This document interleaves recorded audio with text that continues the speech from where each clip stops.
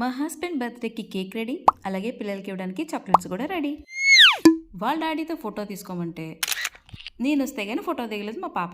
Candle వెలిగించే టైంకి ఆ అగ్గిపుల్ల కూడా చివరికి వచ్చేసిందండి. సరే అయిపోయింది కదని పక్కకు విసిరేసాను. అనుకోకుండా అది కవర్ మీద విసిరాను. దెబ్బకి వెళ్ళి చూడండి కవర్లోనే తీసాను.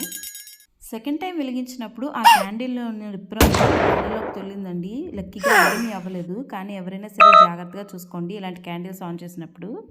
Happy birthday to you, happy birthday to you, happy birthday to you.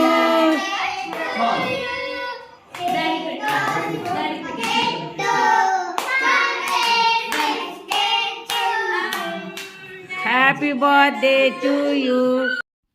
మొత్తానికి బర్త్డే ఇది చాలా బాగా జరిగింది.